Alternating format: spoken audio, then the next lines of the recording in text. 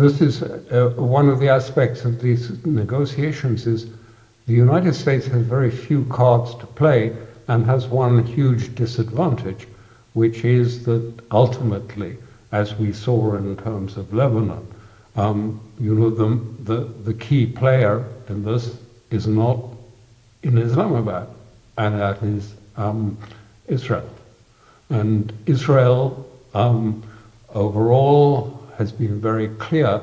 We follow the Israeli press very closely, the Hebrew press, and their aim in the attack on Lebanon was, first of all, to enforce more time from Trump in order to continue the attack on Hezbollah. Just to be clear, if a few Hezbollah have been killed in this, there have been hundreds, and altogether many more hundreds of casualties of ordinary Lebanese civilians got nothing to do with Hezbollah.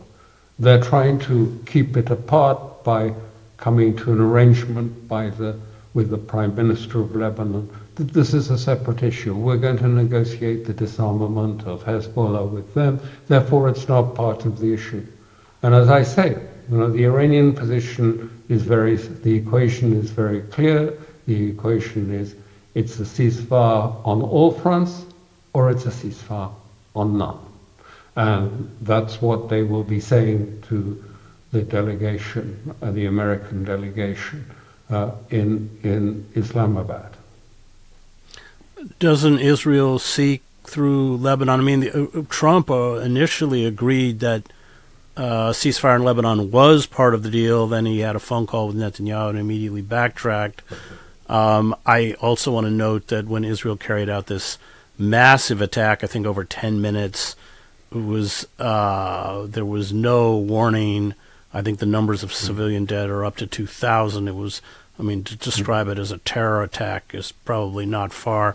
But it seems that this is Israel's, and you're right, Israel is not in Islamabad, but it was also not a party to the ceasefire agreement brokered by Pakistan. Is this Israel's tool to essentially sabotage any kind of agreement? Yes. It's very clear that, and in the Hebrew press, it's expressed. For example, Ben David said, well, of course, the attempt now to insist on the disarmament of Hezbollah is likely to provoke a civil war in Lebanon. But then adds afterwards, but that's been the aim all along.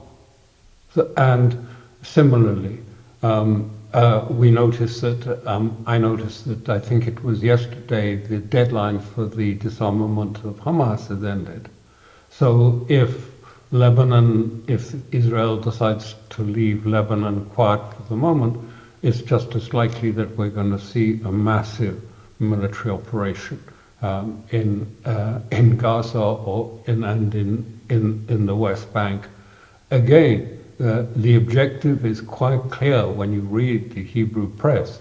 And these are serious political correspondents. We've been following them for years. We know the ones who are close to the leadership and the ones who are in the opposition. And the ones that are close to the leadership are very clear. We want the war to continue.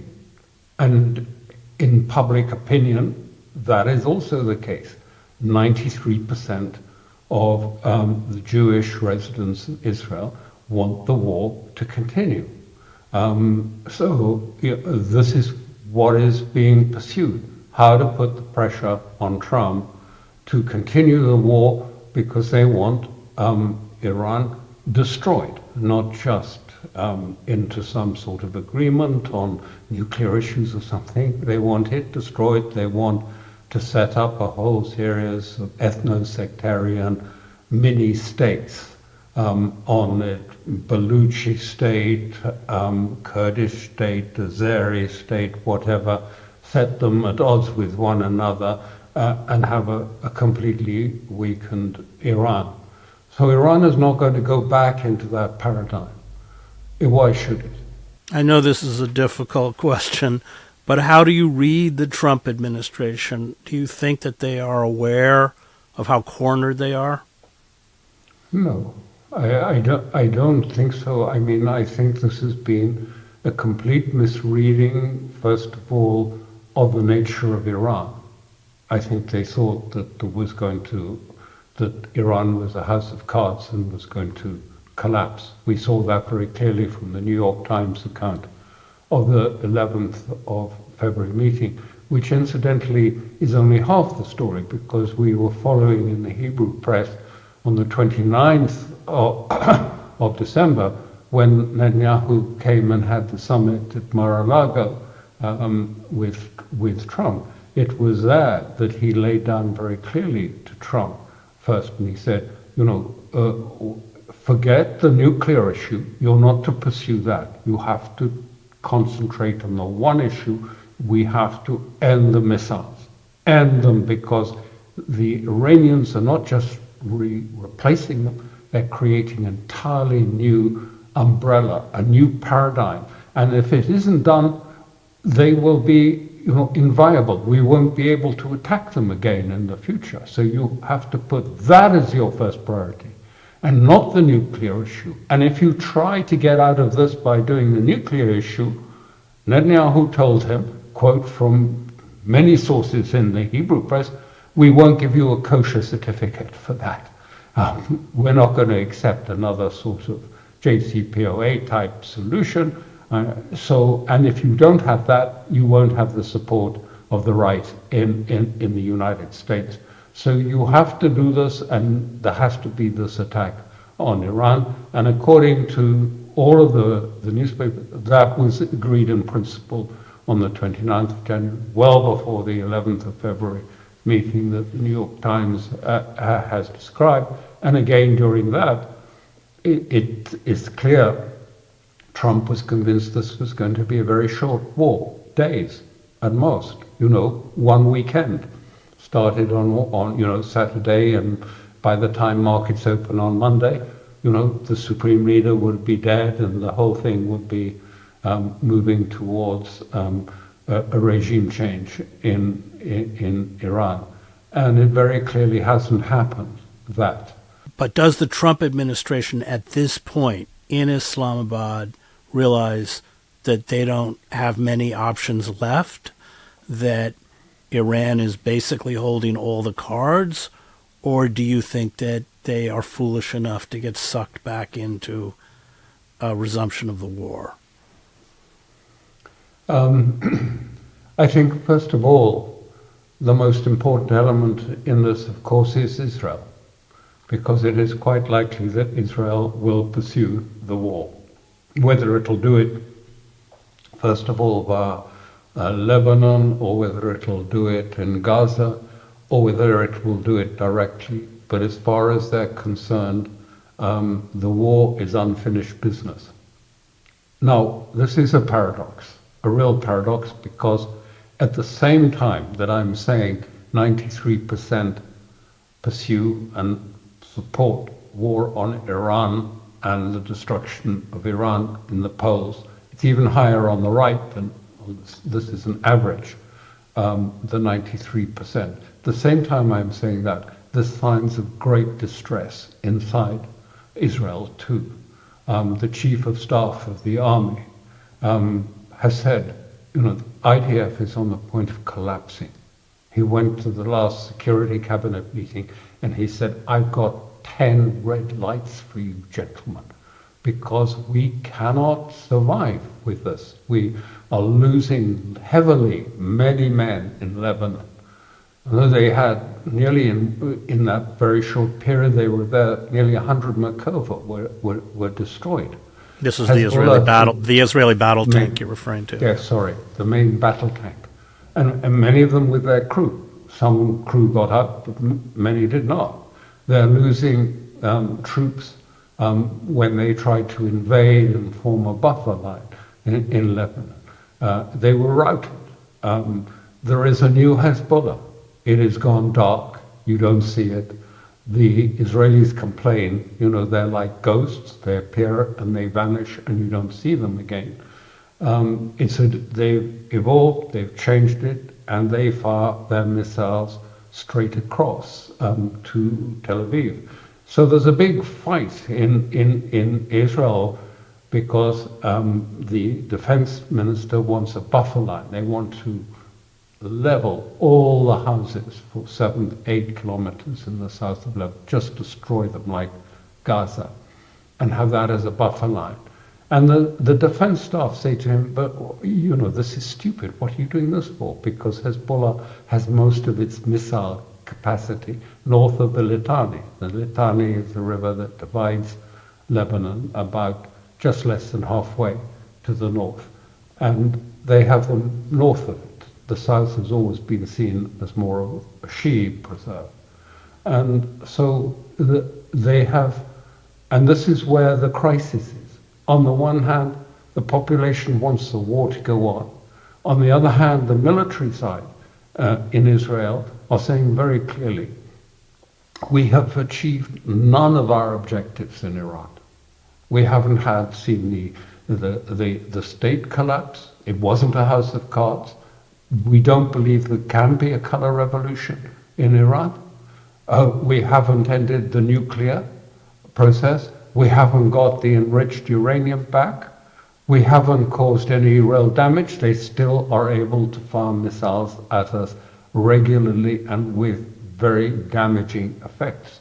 So we have failed in Iran. And we have failed clearly. We all thought that Hezbollah had been completely decapacitated by the killing of its leadership and Hassan Nasrallah.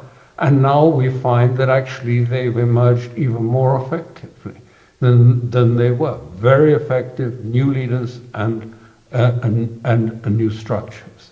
And in Gaza, who's running Gaza?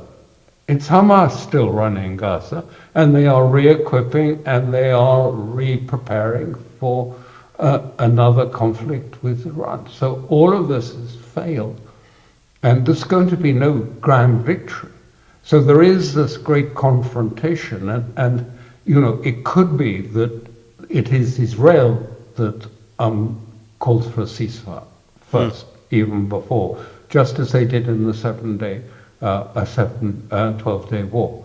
After 4 days started asking for it. So it's possible because the strains on ordinary people, yes, they support the destruction of Iran wholeheartedly, yet they are not ready to go on going down to the shelters and spending every night for 8 or 10 hours in a shelter, day after day after day.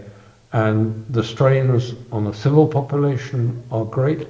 So I can't give you a very simple answer as what's going to happen from all of this, but don't forget there are elections coming up. And Netanyahu still has a court case which is about to resume, I think, tomorrow. And he has to win these elections to avoid the outcome of the court case, which might mean imprisonment. And so he's desperate to keep the war in Iran going, because this is, to keep the fantasy, if you like, now, or the imaginary victory of a war in Iran. And partly that was what he was doing in Lebanon. They're saying, look, okay, we haven't won against Hezbollah, but look, we can really hit them. And we hit them.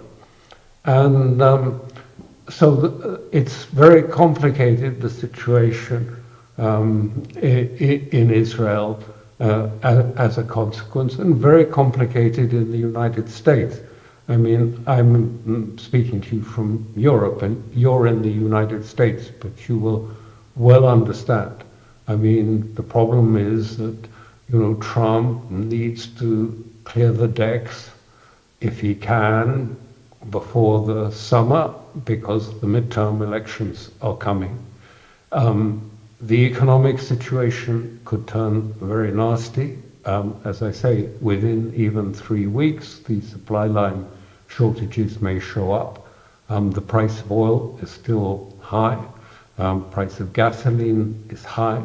And so an economic crisis in the debt markets or elsewhere, because we know very clearly that there's been a huge move out of the dollar, people seeking other forms of secure assets at this uncertain time.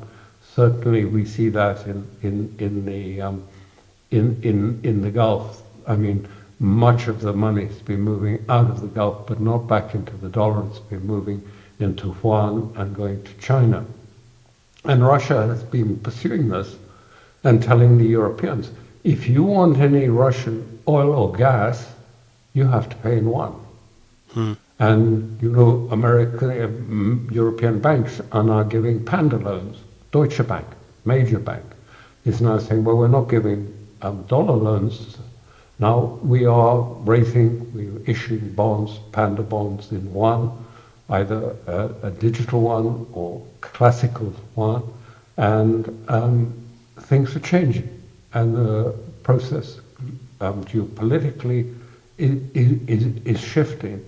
And Iran is gradually, in its small way, emphasizing and working on these rifts in the geopolitical structures to gain leverage for their main demand, which is we want the paradigm over. We've had it 48 years of being in a cage, and we're breaking out.